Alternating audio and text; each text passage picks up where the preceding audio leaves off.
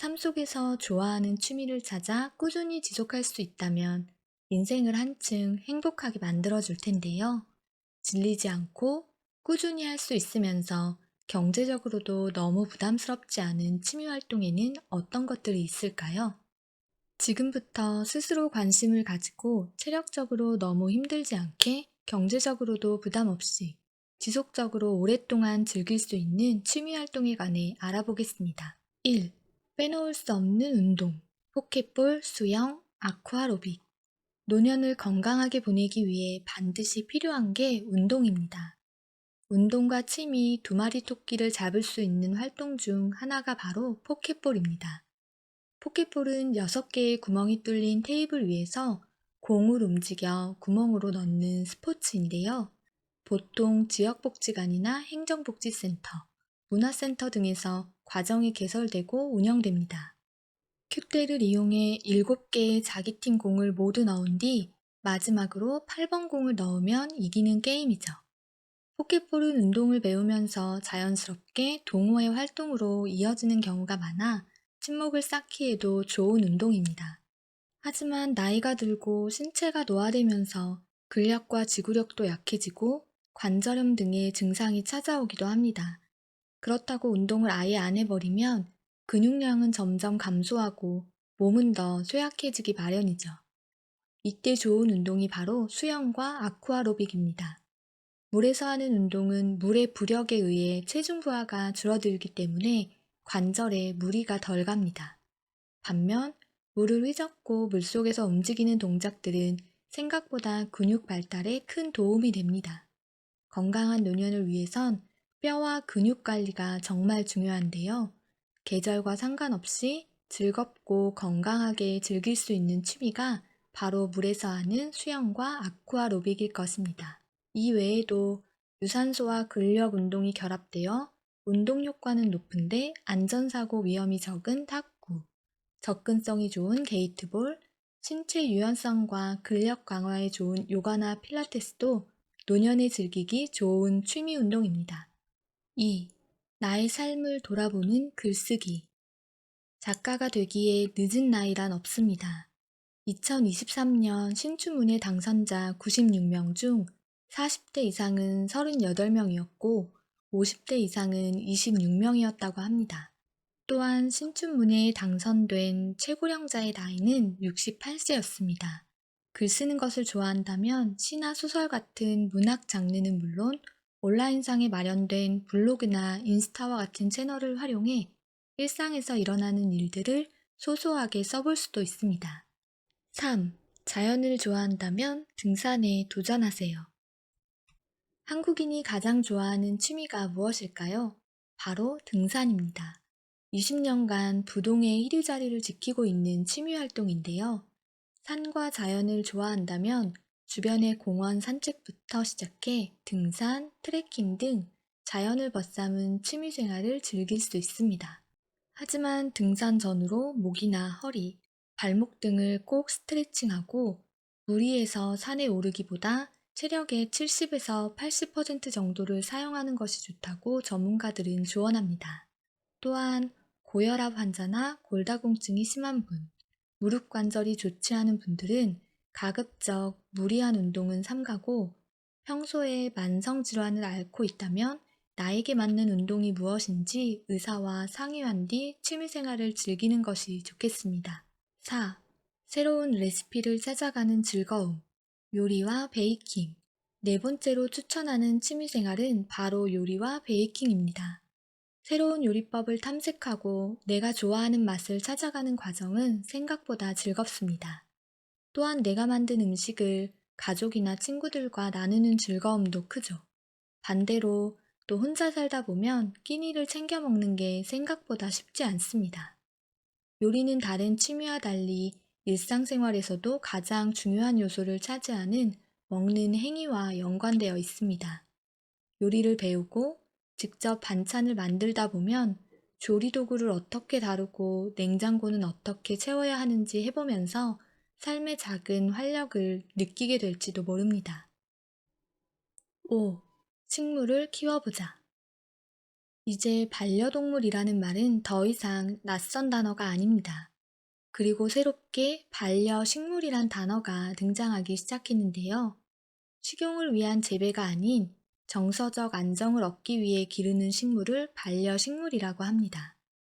2021년 고양시 농업기술센터가 홀몸 어르신을 대상으로 반려식물 지원 프로젝트를 진행한 결과 스트레스 지표인 뇌파가 감소하고 실제 심리적 치유 효과가 있음을 증명했습니다. 물을 주고 잎사귀를 닦아주면서 식물이 커가는 모습을 지켜보는 게 보람과 즐거움을 안겨준 것이죠. 원예치료라는 분야가 따로 존재하는 것도 식물을 키우면서 얻는 긍정적인 효과가 크기 때문입니다. 반려식물을 찾을 때는 식물의 기능성에 초점을 맞추기보다 키우면서 내가 어떤 포인트에 즐거움을 얻을 수 있을지 생각해 보는 게 좋습니다. 무럭무럭 크게 자라는 걸 보는 게 좋을 수도 있고, 잎이 나거나 꽃이 피는 걸 보는 게 좋을 수도 있죠. 나의 취향에 맞는 식물을 찾아 키워보는 것을 추천합니다. 6. 인지기능 상승의 3요소를 갖춘 댄스. 춤과 노래만큼 흥겨운 취미가 또 있을까요? 노년에 댄스 스포츠를 배우면 균형 감각과 근력 향상에 도움을 줄 뿐 아니라 인지기능 저하를 예방하는 데도 큰 도움이 됩니다. 인지기능에 도움을 주는 핵심 요소는 새로운 학습, 유산소 운동, 타인과의 만남, 세 가지인데요. 이 세 가지를 동시에 만족시킬 수 있는 게 바로 댄스 스포츠나 라인 댄스 같은 사교 댄스입니다. 춤을 추며 즐겁게 유산소 운동을 하고 새로운 동작을 배우며 뇌를 깨웁니다. 또 파트너와 동작을 맞추며 함께 교류까지 세 가지가 동시에 이뤄지는 훌륭한 운동이자 취미라고 할 수 있습니다. 7. 자유롭고 아름다운 글씨 쓰기 캘리그라피. 캘리그라피는 아름다운 글씨를 쓰는 행위로 다양한 도구나 재료를 사용해 글 안에 내가 담고자 하는 의미와 뜻을 자유롭게 표현하는 글씨 예술입니다. 절제와 규범을 지니고 있는 서예와 달리 내가 표현하고 싶은 대로 다양한 재료를 활용해 글씨를 써내려가는 게 가장 큰 특징이죠. 캘리그라피는 영상을 보며 독학으로 충분히 익힐 수 있어 쉽게 접근할 수 있고 도서관 등에서 관련 책을 빌려다 보면서 연습할 수도 있습니다.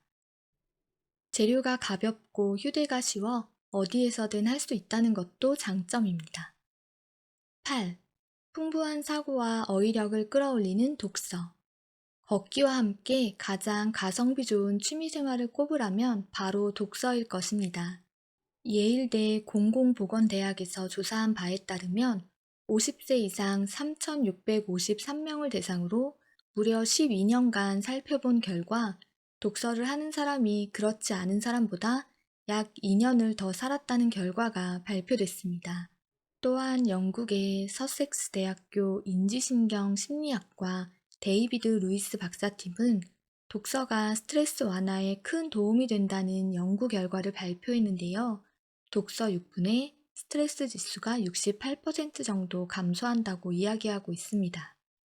독서는 우리 뇌를 자극해 치매 예방에도 도움이 되고 이를 뛰어넘어 새로운 지식과 간접 경험을 통해 사고를 풍부하게 하고 어휘력을 늘려줍니다. 끊임없이 성숙할 수 있는 기회를 주는 것이 바로 독서입니다. 9. 몰입을 가능하게 하는 그림 그리기. 미술 활동은 스트레스 해소 및 심리적 안정에 도움이 됩니다.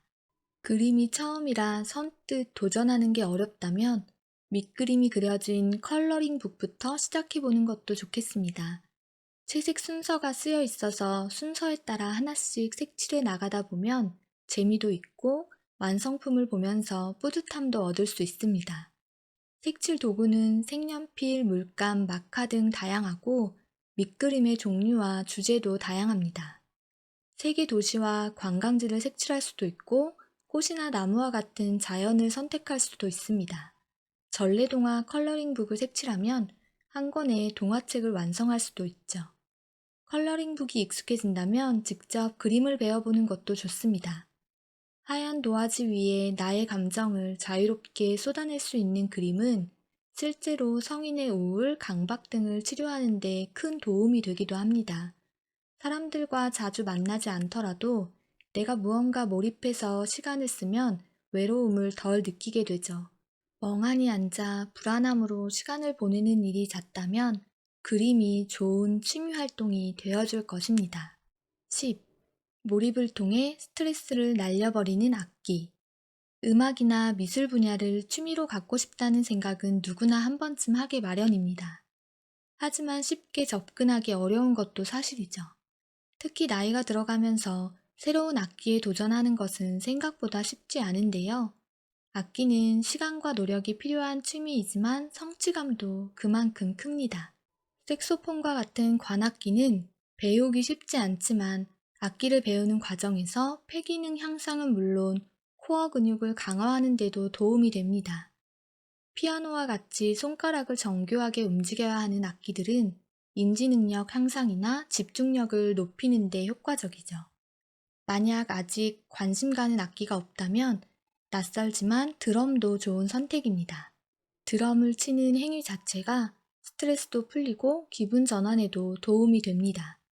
만약 이런 악기들을 배우는 과정이나 시간이 부담된다면 생활악기라 지칭되는 오카리나, 우쿨렐레, 하모니카를 추천드립니다. 오카리나의 가장 큰 매력은 누구나 쉽게 배울 수 있다는 것인데요. 리코더를 연주할 수 있다면 10분 정도면 간단한 곡 소화가 가능합니다. 물론 아름답고 청아한 소리를 내려면 더 많은 시간과 노력을 들여야 합니다.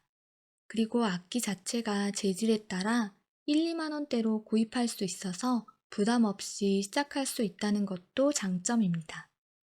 우쿨렐레는 기타와 비슷하지만 6줄을 지닌 기타와 달리 4줄이면서 크기도 작습니다. 그래서 기타보다 훨씬 다루기 쉽고 배우기 편하죠. 가격은 우쿨렐레보다는 비싸지만 기타나 다른 현악기에 비해선 저렴한 편입니다. 하모니카도 오카리나와 같이 휴대가 편하고 다른 타악기에 비해 가격이 저렴해 많은 분들이 배우는 악기 중 하나입니다. 취미는 삶의 만족도에 큰 영향을 미치고 몸과 마음의 건강을 지키고 유지하는 데 큰 도움이 됩니다. 지금 당장 큰 금액을 들여 하는 취미가 힘들다면 혹은 많이 움직이는 활동이 어렵다면 색연필과 그림 도안 하나로 나만의 컬러링북을 만들어 보는 것부터 시작해 보는 것은 어떨까요? 아니면 집 주변에 있는 도서관에서 이달의 추천 도서를 읽는 것으로 새로운 취미를 발견해 보는 것도 좋겠습니다. 그리고 10가지 종류에 소개하지는 않았지만 각종 공예도 빼놓을 수 없는 취미 생활입니다. 무수히 많은 공예들이 있는데요. 다양하게 도전해 보면서 나에게 맞는 활동이 무엇일지 찾아가는 과정 자체를 즐겨보시는 것도 좋겠습니다. 지금까지 소개해드린 취미활동은 지역 내의 사회복지관, 문화체육센터, 스포츠센터, 도서관, 행정복지센터, 문화회관 등에서 진행하는 문화 프로그램을 통해 배울 수 있는 종목입니다. 검색창에 지역명과 위에 기관명을 쳐서 홈페이지에 들어가 개설된 강좌와 수강료 등을 확인하실 수 있으니 일정을 살펴보고 참여하시기 바랍니다. 오늘도 영상 시청해 주셔서 감사합니다.